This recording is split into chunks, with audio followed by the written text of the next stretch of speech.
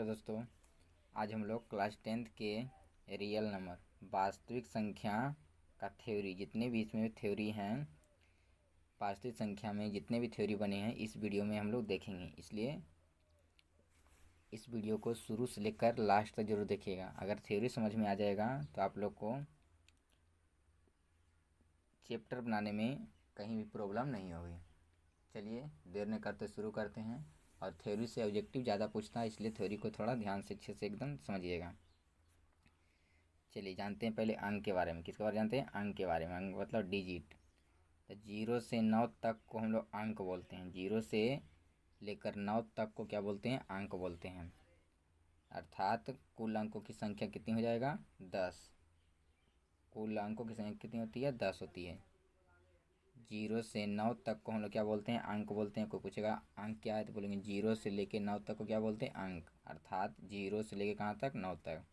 अब कुल अंकों की संख्या कितनी होती है? 10 होती है। 1 से 9 तक को हम बोलते हैं सार्थक अंक। 1 से लेकर 9 तक को क्या बोलते हैं? सार्थक अंक बोलते हैं। और 0 क्या बोलते हैं? असार्थक अंक। असार्थक अंक कहेगा 1 से 9 तक को कौन अंक बोलते हैं? सार्थक अंक। और 0 क्या बोलते हैं? असार्थक अंक। चलिए आगे समझते हैं।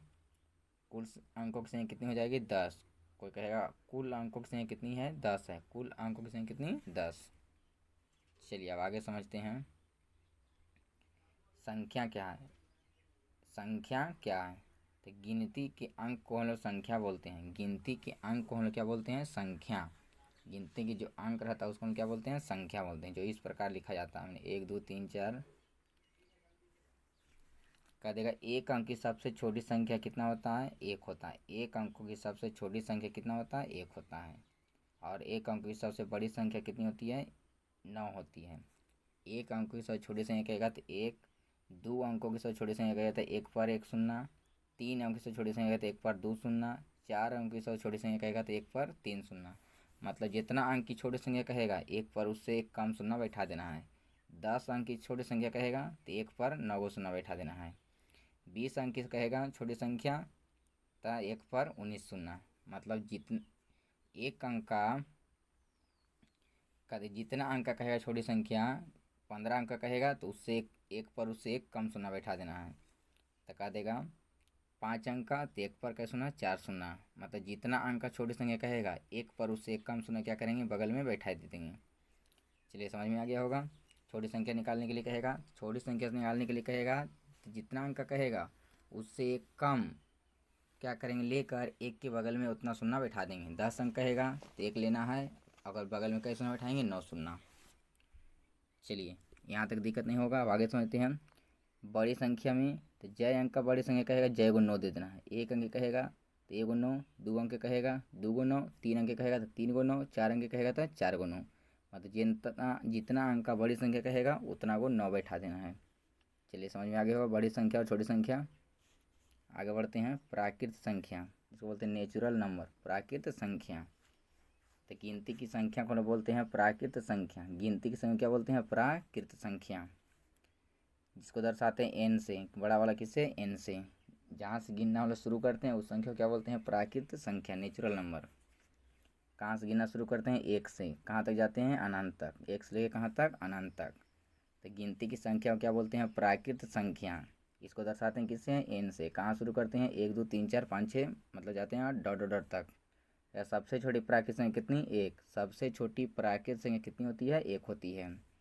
दो लगातार संख्याओं का मौसा कहेगा, कोई भी दो लगातार संख्या ले लीजिएगा, उसका मौसा हमेशा कितना आता है? 1 आता है। दो लगातार करने का मतलब 1 2 लगातार है, 3 2 3 लगातार है, 5 के बाद क्या है? 6 लगातार है। मतलब कोई भी लगातार ले लीजिएगा तो उसका हमेशा मौसा कितना आएगा? 1 आएगा। 10 11 उसका भी मौसा कितना आएगा? 1 आएगा। कोई भी ले लीजिएगा लगातार रहना चाहिए, उसका मौसा कितना आएगा? 1 आएगा। चलिए आगे बढ़ते हैं। पूर्ण संख्या, होल नंबर। पूर्ण संख्या, होल नंबर। प्राकृत संख्या के पहले शून्य को मिला देंगे। प्राकृत संख्या रहेगा उसको क्या, उसके पहले क्या बना देंगे? शून्य को मिलाने से बनी संख्या को बोलते हैं पूर्ण संख्या। प्राकृत संख्या के पहले किसको मिला देंगे? शून्य को, तो बन जाएगा पूर्ण संख्या। इसको दर्शाते हैं डब्लू से। किसे? डब्लू से। अर्थात W बराबर 0 1 2 3 4 डॉट डॉट डॉट डॉट, मतलब 1 2 3 4 डॉट डॉट, इसे प्राकृत संख्या, उसके पहले क्या हो गया शून्य। तो प्राकृत संख्या के पहले किसको मिला दीजिएगा, शून्य को शामिल कर दीजिएगा, शून्य को शामिल कर दीजिएगा तो बन जाएगा पूर्ण संख्या। समझ में आ गया होगा। सबसे छोटी पूर्ण संख्या कितना होती है, 0। सबसे छोटी पूर्ण संख्या कितनी होती है, 0। अब बड़ी पूछेगा तो पता नहीं है कहाँ तक जाएगा। चलिए यहाँ तक समझ में आ गया, आगे बढ़ते हैं। पूर्णांक, पूर्णांक कहेगा इंटीजर, क्या बोलते हैं, इंटीजर। तो पूर्णांक क्या है, तो धनात्मक संख्या, ऋणात्मक संख्या और शून्य के सम्मिलित रूप को हम बोलते हैं पूर्णांक। धनात्मक संख्या, ऋणात्मक संख्या और शून्य के सम्मिलित रूप को क्या बोलते हैं, पूर्णांक। इसे दर्शाते हैं किससे, जेड से, किससे, जेड से, किससे, जेड से, इंटीजर किससे, जेड से। तो यहाँ पर हो गया 0, तो इधर जाएंगे तो प्लस और इधर आएंगे तो माइनस। नहीं 0 लेना, उधर जाना है तो प्लस बढ़ते जाएगा, इधर आएंगे तो घटते जाएगा। इसको बोलते हैं जिसमें रहेगा माइनस भी रहेगा, प्लस भी रहेगा और शून्य भी रहेगा। समझिए कौन संख्या है, पूर्णांक संख्या। कभी भी पूर्णांक भिन्न में नहीं होता है, भिन्न में जो है पूर्णांक नहीं होता है, इतना ध्यान में रखिएगा। भिन्न में आ गया समझिएगा वो पूर्णांक नहीं है। जो भी संख्या भिन्न में आ गया, भिन्न का मतलब बटा में आ गया, जैसे a बटा v, तो क्या ये पूर्णांक है, तो पूर्णांक नहीं है। मतलब भिन्न में आ गया तो बोलेंगे पूर्णांक नहीं है। चलिए समझ में आ गया होगा अब। चलिए यहाँ जानते हैं, 0 कहेगा तो न तो धनात्मक संख्या है और न ही ऋणात्मक संख्या है। 0 जो है न तो धनात्मक संख्या और न ही ऋणात्मक संख्या है। चलिए आगे बढ़ते हैं। यहाँ से धनात्मक संख्या, पॉजिटिव इंटीजर, धनात्मक पूर्णांक, पॉजिटिव इंटीजर। तो 1 से लेके 1 2 3 4 डॉट डॉट, ये सब क्या है, धनात्मक पूर्णांक है, धनात्मक पूर्णांक है। और ऋणात्मक पूर्णांक है निगेटिव इंटीजर, तो -1 -2 -3 डॉट डॉट जाएंगे अनंत तक, मतलब माइनस की ओर जाएंगे तो हो जाएगा, ये होगी ऋणात्मक पूर्णांक हो जाएगा। चलिए यहाँ तक में इतनी कोई दिक्कत नहीं होगा, आगे बढ़ते हैं। अऋणात्मक पूर्णांक, अऋणात्मक पूर्णांक मतलब अ मतलब नहीं होता, अ मतलब क्या समझेंगे, नहीं, और कोई चीज़ नहीं रहना चाहिए, ऋणात्मक, मतलब इसमें ऋणात्मक नहीं रहना चाहिए, तो रहेगा क्या, शून्य और धनात्मक। शून्य और धनात्मक पूर्णांक को हम बोलते हैं अऋणात्मक पूर्णांक। शून्य और धनात्मक पूर्णांक रहेगा उसको हम क्या बोलेंगे, अऋणात्मक पूर्णांक। अऋणात्मक में तो शून्य और क्या रहना चाहिए, धनात्मक, उसको क्या बोलेगा, अऋणात्मक पूर्णांक। ये 0 1 2 3 4 डॉट डॉट कहाँ जाएंगे, अनंत तक। कोई कहेगा अऋणात्मक पूर्णांक क्या है, तो क्रम में शून्य रहेगा और धनात्मक संख्या जितनी भी रहती है सब रहेगा। तो शून्य और धनात्मक को हम लोग क्या बोलते हैं, अऋणात्मक पूर्णांक। चलिए समझ में आ गया, आगे बढ़ते हैं। शून्य और क्या रहेगा, धनात्मक रहेगा तो बोलेंगे अऋणात्मक पूर्णांक। चलिए यहाँ पर जानते हैं अधनात्मक पूर्णांक। अधनात्मक पूर्णांक, अऋणात्मक समझ में आ गया, तो अधनात्मक क्या कहेगा, तो शून्य और ऋणात्मक पूर्णांक को बोलेंगे अधनात्मक पूर्णांक। शून्य और क्या रहेगा, ऋणात्मक, शून्य और ऋणात्मक पूर्णांक को क्या बोलेंगे, अऋणात्मक, अधनात्मक पूर्णांक। तो 0 हो गया, -1 -2 -3 डॉट डॉट अनंत तक जाएंगे। चलिए यहाँ तक समझ में आ गया होगा। फिर एक बार रिपीट कर दें, अऋणात्मक पूर्णांक कहेगा तो शून्य और धनात्मक पूर्णांक रहना चाहिए, और अधनात्मक कहेगा तो शून्य और ऋणात्मक पूर्णांक रहना चाहिए, तो उसको हम बोलेंगे अधनात्मक पूर्णांक। चलिए आगे बढ़ते हैं। कह देगा शून्य न तो धनात्मक संख्या और न ही ऋणात्मक संख्या है। शून्य जो है न तो ऋणात्मक और न ही धनात्मक है। चलिए आगे बढ़ते हैं। सम संख्या, इवन नंबर, वैसी प्राकृत संख्या, कौन सा कहना चाहिए, प्राकृत संख्या मतलब गिनती की संख्या, जो 2 से पूर्णतः विभाजित हो जाए, 2 से क्या हो जाए, पूर्णतः विभाजित हो जाए, अर्थात 2 से पूरा पूरी क्या हो जाए, कट जाए, उसको हम लोग बोलेंगे सम संख्या। जो 2 से पूर्णतः विभाजित हो जाएगा अर्थात 2 से पूरा पूरी कट जाएगा, उसको बोलिएगा सम संख्या। कौन संख्या, सम संख्या। तो कौन हो जाएगा, 2 4 6 8 10 12 डॉट डॉट, ये सभी क्या हो जाएगी, सम संख्या। इवेन नंबर क्या हो जाएगा, इवेन नंबर, जो 2 से कट जाएगा पूरा पूरी, इवेन नंबर। चलिए इसमें कुछ और शर्तें जानते हैं। कह देगा सबसे छोटी सम संख्या कितनी होती है, तो कितना होता है देख लीजिए। इससे पहले सबसे पहले कौन है, 2, तो सबसे छोटी पूर्ण संख्या कितना, सबसे छोटी, कह देगा सबसे छोटी सम संख्या कितनी, 2, सबसे छोटी सम संख्या कितना, 2। चलिए आगे बढ़ते हैं। 2 लगातार सम संख्याओं का मौसा कहेगा तो कितना आएगा, 2। कोई भी 2 को ले लीजिएगा लगातार सम संख्या, उसका मौसा हमेशा कितना आएगा, 2 लगातार सम संख्या का मौसा हमेशा कितना आएगा, 2 आएगा। या कहीं से भी ले लीजिएगा 2 गो सम संख्या, उसका मौसा कितना आएगा, 2 ही आएगा। 2 गो सम संख्याओं का अगर लगातार रहे या नहीं भी रहे, उसका मौसा कितना आएगा, 2 आएगा। चलिए आगे बढ़ते हैं। प्रत्येक धनात्मक सम पूर्णांक किस रूप का होता है, तो 2p या 4p के रूप में होता है, 2p के रूप में होगा या 4p के रूप में होगा या 6p के रूप में होगा या 8p के रूप में होगा। या p की जगह आप a से लेके q तक कुछ भी रख सकते हैं। a से लेके कहाँ तक, q के रूप, a से लेके z तक में कुछ भी रख सकते हैं, a से लेके z तक में। जैसे कहीं के लिए दिया 2q या 4q या 6q तो भी हो जाएगा, या 2m या 2n ये भी रख सकते हैं। तो 2m ज़्यादातर पूछता है 2p या 2q या 2m या 2n। चलिए समझ में आ गया होगा। सम संख्या का व्यापक रूप कहेगा, सम संख्या सम पूर्णांक धनात्मक सम पूर्णांक का रूप कहेगा तो कितना हो जाएगा 2p 4p 6p। चलिए यहाँ से तक दिक्कत नहीं होगा, आगे बढ़ते हैं। भिन्न जानते हैं। तो किसी संख्या को b से भाग देने पर जो प्राप्त होता है उसको हम लोग बोलते हैं भिन्न। तो भिन्न और क्या होता है, अंश बटे हर। भिन्न और क्या होता है, अंश बटे हर, मतलब ऊपर अंश नीचे क्या रहेगा, हर, तो उसको बोलते हैं भिन्न। चलिए आगे समझते हैं। जैसे कह देगा 5/11 क्या भिन्न है, तो बोलेंगे हाँ, ऊपर में अंश नीचे में हर है। चलिए आगे बढ़ते हैं। करा ऑड नंबर, कौन नंबर, ऑड नंबर। तो ऑड नंबर कहेगा, समझ जाएंगे, विषम संख्या। ऑड नंबर कहने का मतलब विषम संख्या। तो जो संख्या उन्हें वैसी प्राकृतिक संख्या जो 2 से पूर्णतः विभाजित नहीं होगा, अर्थात 2 से पूरी नहीं कटेगा, उसको बोलेंगे विषम संख्या। जो संख्या 2 से पूरी नहीं कटेगा, 2 से पूर्णतः विभाजित नहीं होगा, उसको क्या बोलेगा, विषम संख्या। जैसे कौन कौन हो जाएगा, तो 1 3 5 7 9 11 13 डॉट डॉट डॉट अनंत तक जाएंगे। चलिए समझ में आ गया होगा। जो 2 से नहीं कटेगा वो हो जाएगा सम संख्या, विषम संख्या। जो कट जाएगा वो विषम संख्या। चलिए सबसे छोटी सम संख्या कहेगा तो विषम संख्या कितना, 1 हो जाएगा। सबसे छोटी विषम संख्या कितना हो जाएगा, 1 हो जाएगा। सबसे छोटी विषम संख्या कितना, 1। और 2 लगातार विषम संख्याओं का मौसा कितना आएगा, 1।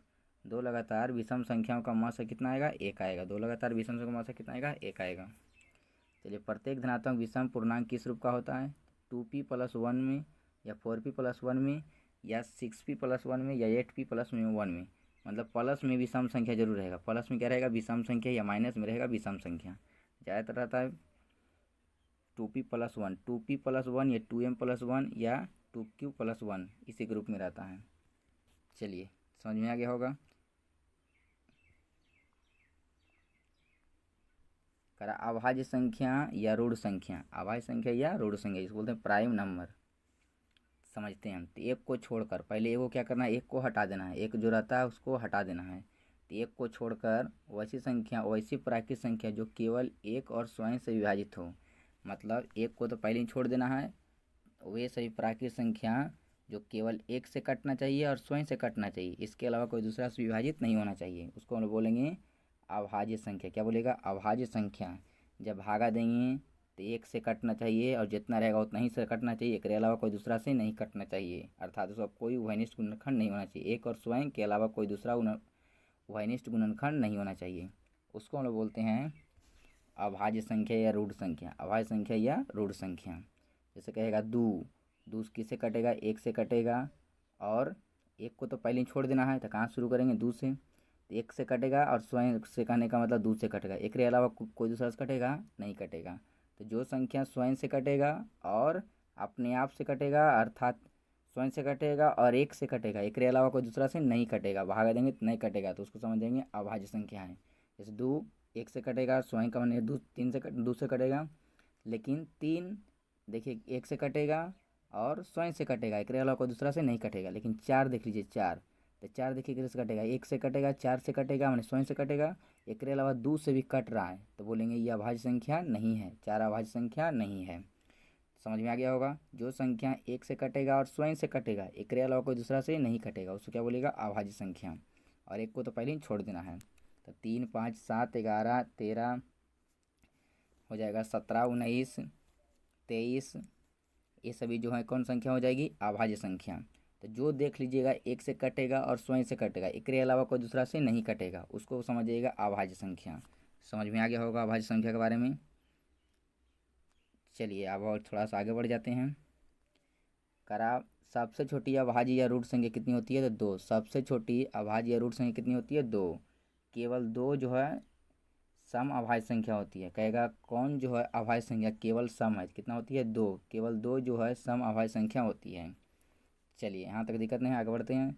दो या दो से अधिक अभाज्य संख्याओं का पूछेगा मौसत हमेशा कितना होता है, एक। कोई भी दो को लेंगे या दो को से अधिक लेंगे तो उसका अभाज्य संख्या हमेशा अभाज्य संख्या का मौसत हमेशा कितना आएगा, एक ही आएगा। दो को लीजिए या दो से अधिक लीजिए, अभाज्य संख्या का मौसत कितना आएगा, एक आएगा। एग्जाम में बहुते बार पूछा हुआ है कि दो या दो से अधिक अभाज्य संख्याओं का मौसत कितना आएगा, एक आएगा। चलिए आगे बढ़ते हैं। दो अभाज्य संख्याओं का लसा पूछेगा, दो अभाज्य संख्या का लसा, तो दोनों को आपस में क्या कर दीजिएगा, गुना कर दीजिएगा। दो अभाज्य संख्या का लसा पूछेगा तो दोनों को क्या करेंगे, गुना कर देंगे। दोनों को क्या करेंगे, गुना कर देंगे। दोनों के गुणनफल के क्या होता है, बराबर होता है। मौसा पूछेगा तो एक आएगा, लेकिन लसा क्या होता है, दोनों के गुणनफल के बराबर होता है। चलिए यहाँ तक में दिक्कत नहीं हो, समझ में आ गया, आगे बढ़ते हैं।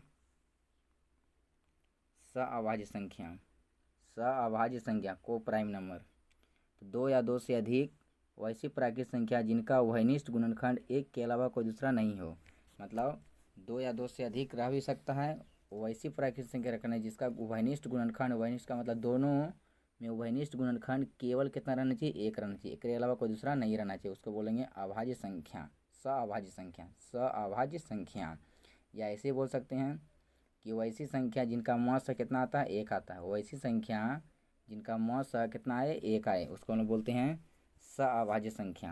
अभाज्य संख्या, अभाज्य संख्याओं का मौसा कितना आता है, एक होता है। अभाज्य संख्याओं का मौसा कितना होता है, एक होता है। और ये भी एग्जाम में पूछा हुआ है, अभाज्य संख्याओं का मौसा कितना होता है, एक होता है। चलिए समझ में आ गया, आगे बढ़ते हैं।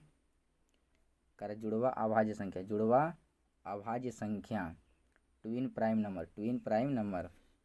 तो अभाज्य संख्या का ऐसा युग्म माने जोड़ा जिनका अंतर दो हो उसे जुड़वा अभाज्य संख्या कहते हैं। जुड़वा का मतलब कितना होता है, दो को होता है। कि जुड़वा अभाज्य संख्या कहेगा तो अभाज्य संख्या का ऐसा युग्म जिनका अंतर कितना होना चाहिए, दो होना चाहिए। अंतर कितना होना चाहिए, दो, तो उसको बोलेंगे जुड़वा अभाज्य संख्या। जुड़वा अभाज्य संख्या, जुड़वा का मतलब भुजन में करते हैं, दो होता है, तो जिनका अंतर देखिएगा दो रहेगा उनको बोलेंगे अभाज्य संख्या, जुड़वा अभाज्य संख्या। चलिए आगे बढ़ जाते हैं। अब भाज्य संख्या या इसे बोलते हैं अयौगिक संख्या। भाज्य संख्या क्या बोलते हैं, अयौगिक संख्या, कंपोसाइट नंबर, कंपोसाइट नंबर। एक को छोड़ देना, पहले इसमें भी क्या करना है, एक को छोड़ देना है। जैसे अभाज्य संख्या में एक को छोड़ दिए थे उसी तरह से इसमें भी एक को छोड़ देना है। तो एक को छोड़कर वैसी प्राकृतिक संख्या जो एक और स्वयं के अलावा कोई दूसरा से विभाजित नहीं हो, एक और स्वयं के अलावा कोई दूसरा से विभाजित हो, दूसरा से विभाजित भी हो जाए, उसे बोलेंगे भाज्य संख्या या अयौगिक संख्या। जो एक और स्वयं के अलावा कोई दूसरा से विभाजित नहीं होगा उसको बोलेंगे अभाज्य संख्या, और जो विभाजित हो जाएगा उसको बोलेंगे भाज्य संख्या। जैसे एक से कटना चाहिए और जितना रहेगा उतना स्वयं से कटना चाहिए, एक के अलावा कोई दूसरा से भी कटना चाहिए, तो उसको बोलेंगे भाज्य संख्या। क्या बोलिएगा, भाज्य संख्या। चलिए जैसे कह देगा दो लेते हैं, देखिए एक से कटेगा और स्वयं से कटेगा, एक के अलावा कोई दूसरा से नहीं कटेगा, तो क्या हो जाएगा, अभाज्य संख्या। तीन लेंगे तो एक से कटेगा और स्वयं से कटेगा, एक के अलावा कोई दूसरा से नहीं कटेगा, तो ये भी क्या हो जाएगा, अभाज्य संख्या। लेकिन चार लीजिए तो चार देखिए किससे कटेगा, एक से भी कटेगा, स्वयं से कटेगा, एक के अलावा दो से भी कट जाएगा, तो इसको क्या बोलेंगे, भाज्य संख्या। तो जो एक से भी कटेगा, स्वयं से भी कटेगा, एक के अलावा कोई दूसरा से भी कट रहा है, तो उसको बोलेंगे भाज्य संख्या। समझ में आ गया होगा। पाँच लीजिएगा तो नहीं कटेगा क्योंकि एक से कटेगा और पाँच से कटेगा, एक के अलावा कोई दूसरा से नहीं कटेगा, तो हो गया अभाज्य। छः लीजिएगा तो छः कट जाएगा, एक से कटेगा, छः से कटेगा, और एक के अलावा दो से भी कटेगा और तीन से भी कटेगा, तो क्या हो गया, अभाज्य। समझ में अब आ गया होगा। जो एक और स्वयं से कटेगा, खाली विभाजित होगा, एक के अलावा कोई दूसरा से विभाजित नहीं होगा, वो अभाज्य संख्या। कौन संख्या, अभाज्य संख्या। जो एक और स्वयं के अलावा कोई दूसरा से विभाजित हो गया तो उसको बोलेंगे भाज्य संख्या। चलिए यहाँ तक में दिक्कत नहीं होगा, समझ में अब आ गया होगा बढ़िया से। जैसे कह देगा 10, तो यह अभाज्य है कि भाज्य है, तो 10 देखिए किससे कटेगा, एक से भी कटवे करेगा, स्वयं कहने का मतलब 10 से कटेगा, एक के अलावा 2 से भी कटेगा और 5 से भी कटेगा, तो क्या हो गया, अभाज्य संख्या। कह देगा 15, तो 15 देखिए एक से कटेगा, स्वयं से कटेगा, एक के अलावा 3 से भी कटेगा और 5 से भी कटेगा, तो भी क्या हो जाएगा, भाज्य संख्या। क्योंकि एक और स्वयं के अलावा कोई दूसरा से भी विभाजित हो रहा है, कट रहा है, तो उसको बोलेंगे अब भाज्य संख्या। चलिए यहाँ तक में दिक्कत नहीं होगा। सबसे छोटी कहेगा भाज्य संख्या, सबसे छोटी भाज्य संख्या कितनी होती है, या चार होती है। सबसे छोटी भाज्य संख्या कहेगा तो कितना, चार। सबसे छोटी भाज्य संख्या कितना होती है, चार। चलिए यहाँ तक समझ में आ गया होगा, आगे बढ़ते हैं। करा परिमेय संख्या, रेशनल नंबर। तो जिस संख्या को पी वाई क्यू के रूप में लिखा जा सके, पी वाई क्यू के रूप में लिख सकते हैं, उसको हम लोग बोलेंगे परिमेय संख्या। लेकिन इसके लिए शर्त क्या है, पी और क्यू क्या होना चाहिए, पूर्णांक होना चाहिए। पी और क्यू पूर्णांक होना चाहिए, मतलब भिन्न में पी और क्यू के नहीं होना चाहिए। एवं क्यू का मान 0 के बराबर नहीं होना चाहिए, क्यू का मान 0 के बराबर नहीं होना चाहिए। तो उसको हम लोग बोलते हैं परिमेय संख्या। जिस संख्या को पी वाई क्यू के रूप में लिखा जा सके उसे परिमेय संख्या बोलते हैं, या पी वाई क्यू के रूप में लिखी संख्या को क्या बोलते हैं, परिमेय संख्या। जहाँ पी और क्यू क्या होना चाहिए, पूर्णांक होना चाहिए, और क्यू का मान 0 के बराबर नहीं होना चाहिए। पी का मान 0 के बराबर हो सकता है, लेकिन क्यू का मान 0 के बराबर नहीं होना चाहिए। चलिए, यहाँ तक में दिक्कत नहीं होगा, आगे बढ़ते हैं। अब कह दो परिमेय संख्याओं के बीच कितनी परिमेय संख्या होती है, अनंत। दो परिमेय संख्याओं के बीच कितनी परिमेय संख्या, अनेक परिमेय संख्या होती है, अनंत परिमेय संख्या होती है। ये बहुत बार एग्जाम में पूछा हुआ है, दो परिमेय संख्याओं के बीच कितनी परिमेय संख्या, अनंत परिमेय संख्या या अनेक परिमेय संख्या होती है। चलिए, यहाँ तक हमें दिक्कत नहीं होगा, आगे बढ़ते हैं।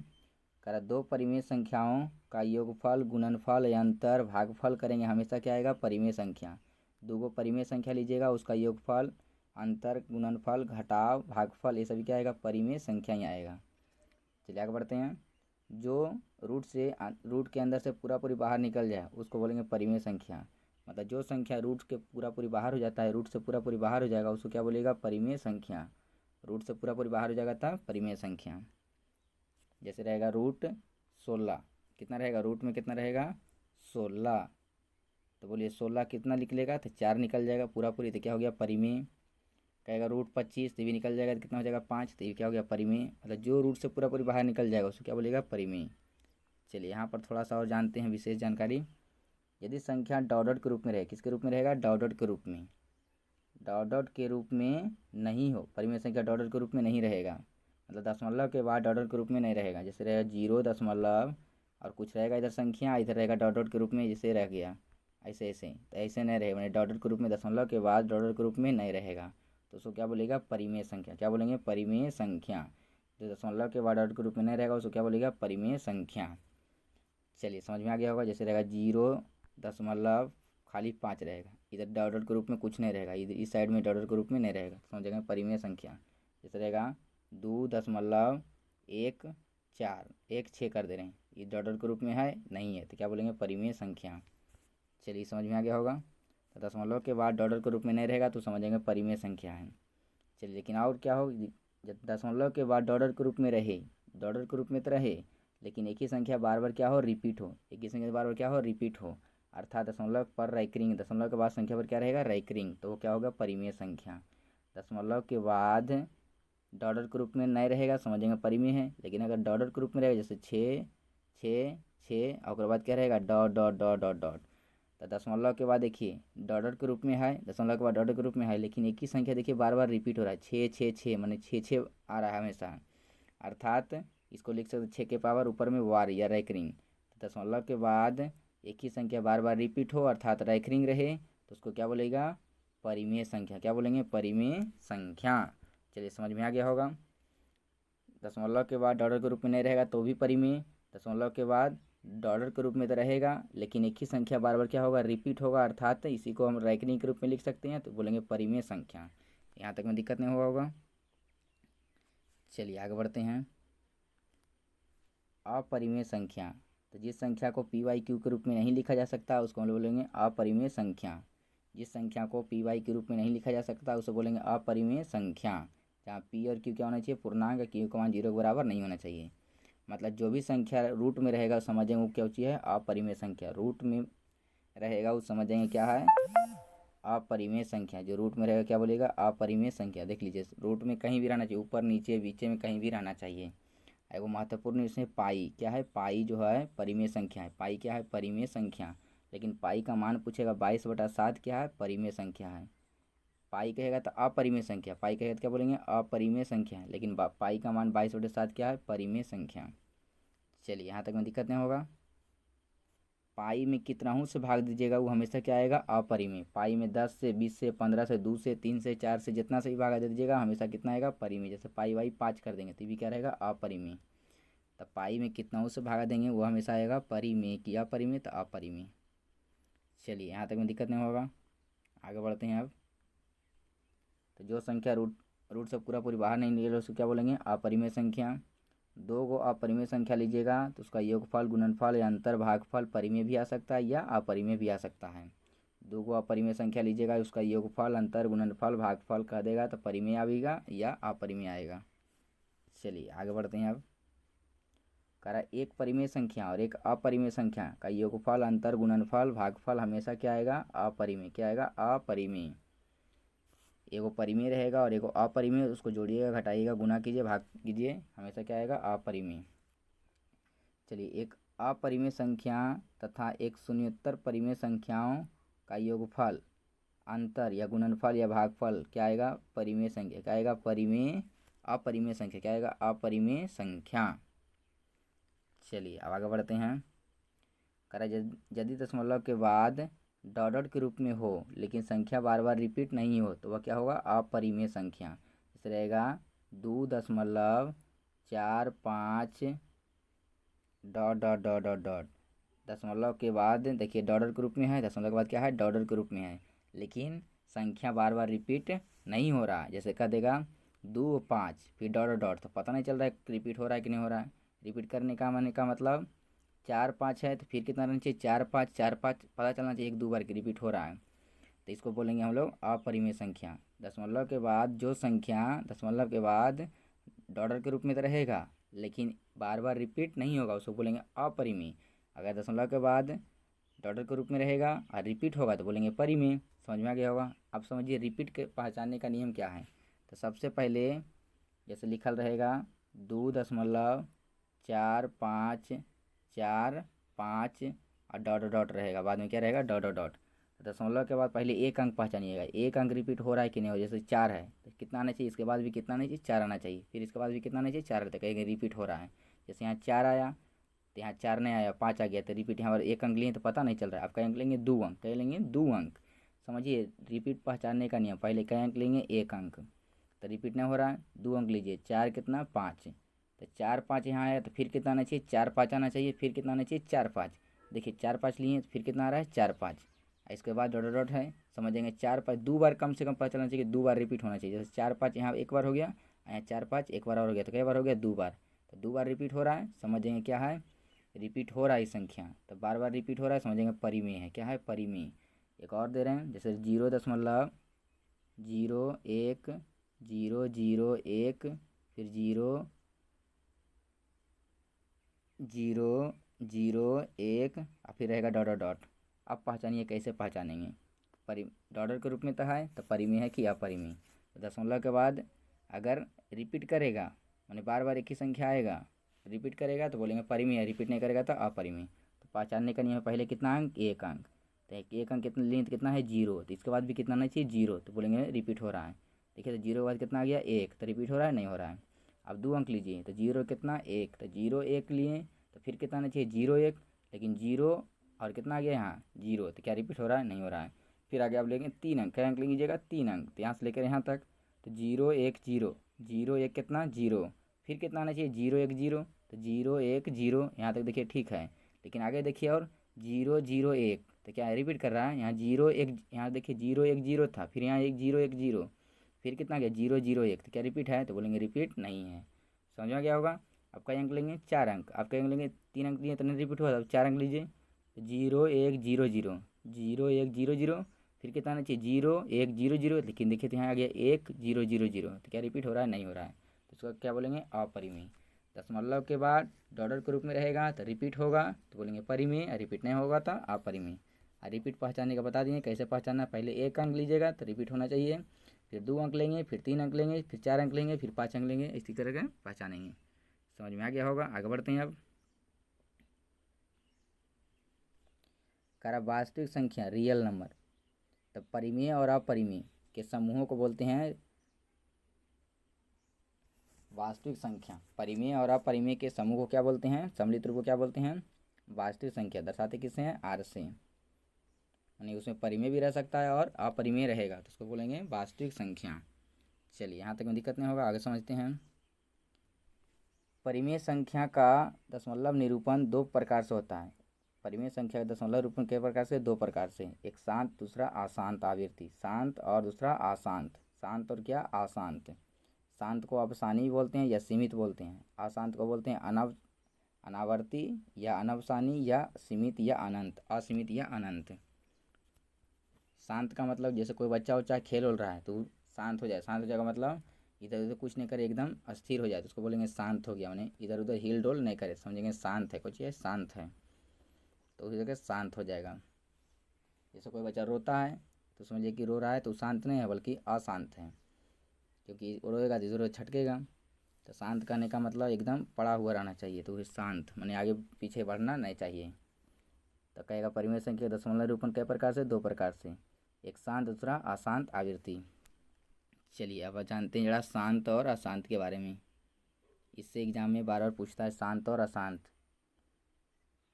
तो शांत क्या है, तो सबसे पहले परिमेय संख्या को सरलतम रूप में करेंगे। सबसे पहले परिमेय संख्या जो रहेगा उसको क्या करेगा, सरलतम रूप में कर देंगे। सरलतम का मतलब काट छाट के छोटा कर देंगे।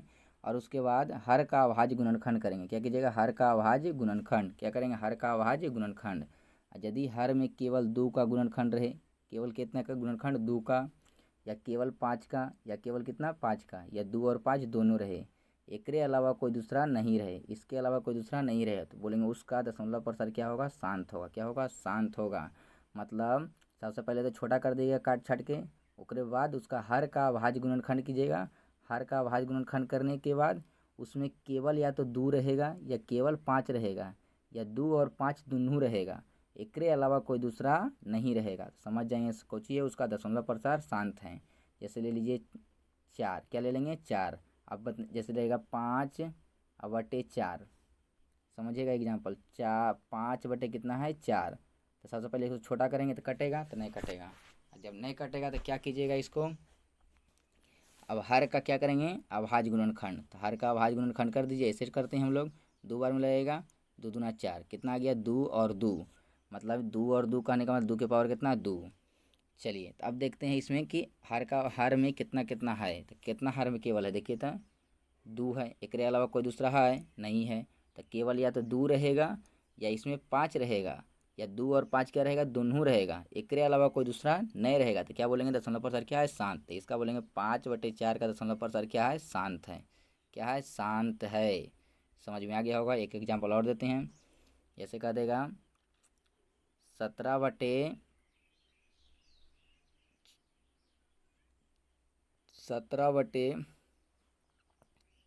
कर दे रहे हैं, अच्छा 35 कर दे रहे हैं। तो सबसे पहले काटिएगा तो नहीं कटेगा। अब 35 का क्या करेंगे, अभाज्य गुणनखंड। तो अभाज्य गुणनखंड कीजिएगा तो कितना आएगा, ये 7 पचे 35, मतलब 5 और कितना आएगा गुने 7, 5 और कितना आएगा 7। देख लीजिए तब 5 तो है लेकिन एकरे अलावा कितना आ गया, 7 आ गया। तो क्या बोलेंगे, शांत है। तो बोलेंगे शांत नहीं है, क्योंकि कितना रहना चाहिए, या तो 2 रहना चाहिए या तो 5 रहना चाहिए, या 2 और 5 दोनों रहना चाहिए, एकरे अलावा कोई दूसरा नहीं रहना चाहिए। तो इसको बोलेंगे शांत। लेकिन आ गया 7, तो क्या शांत है, तो बोलेंगे शांत नहीं है। समझ में अब आ गया होगा।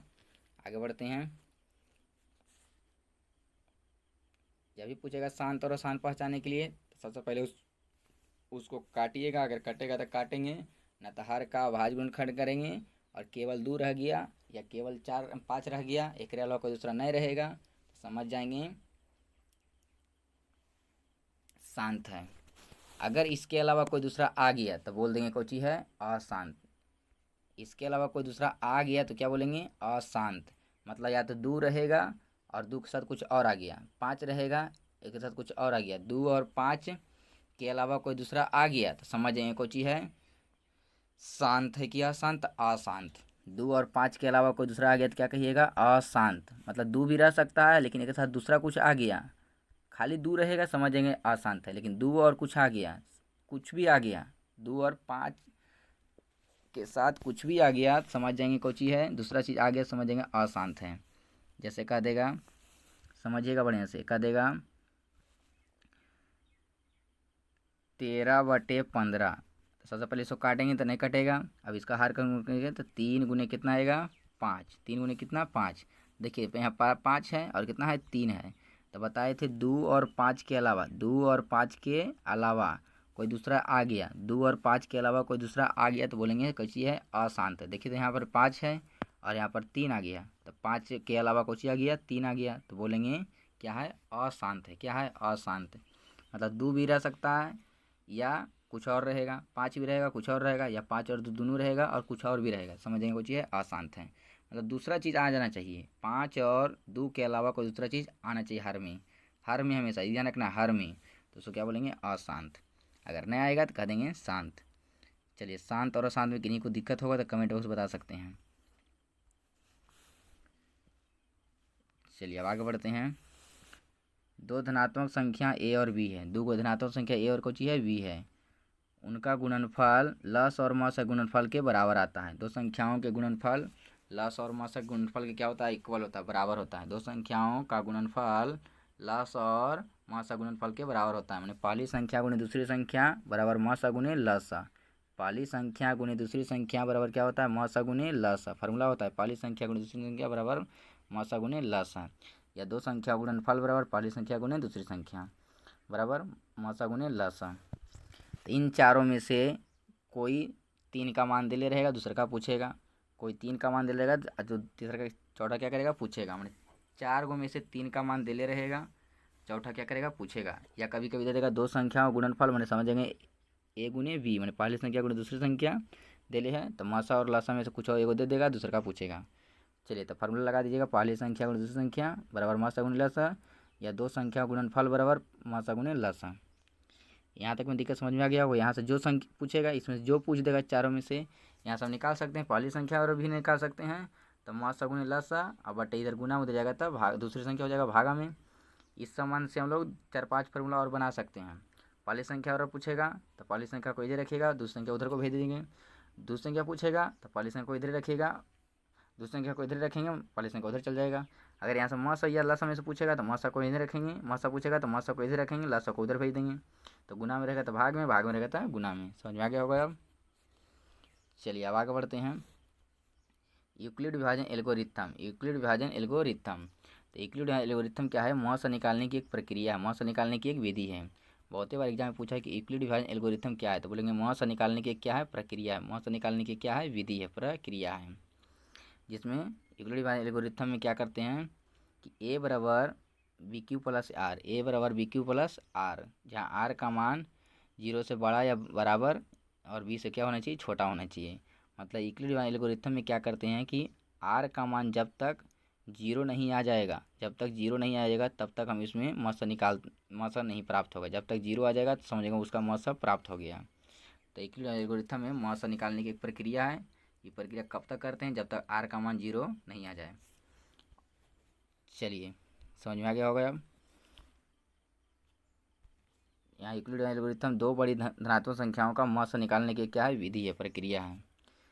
एल्गोरिथम एक फारसी गणितज्ञ अल ख्वारिज़मी के नाम से लिया गया है। एल्गोरिथम का किससे लिया गया है तो अल ख्वारिज़मी के नाम से लिया गया है।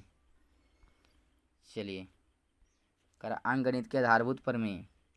अंकगणित के आधारभूत प्रमेय के अनुसार प्रत्येक अभाज्य संख्या नहीं, भाज्य संख्या को अभाज्य संख्या के अद्वितीय रूप गुणनफल के रूप में लिखा जाता है। मतलब जो भाज्य संख्या रहेगा उसको हम लोग अभाज्य संख्या के अद्वितीय गुणनफल के रूप में लिखेंगे। अद्वितीय का मतलब उसके जैसा और कोई लिखा नहीं जा सकता है, उसके रूप में लिखते हैं, तो उसको बोलते हैं अंकगणित के आधारभूत प्रमेय। मतलब जो भाज्य संख्या रहेगा उसको क्या करेंगे अभाज्य संख्या के अद्वितीय गुणनफल के रूप में लिख देंगे। अद्वितीय गुणनफल के रूप में जैसे लिखेगा 4 क्या है भाज्य संख्या है, अब इसको हमें लिखना है कौन सी के रूप में अभाज्य संख्या के अद्वितीय रूप। जैसे 2 गुने कितना 2, तो क्या हो गया अभाज्य संख्या का अद्वितीय रूप हो गया, गुणनफल के रूप में हो गया। तो इसको बोलते हैं हम लोग अंकगणित के आधारभूत प्रमेय। चलिए समझ में आ गया होगा।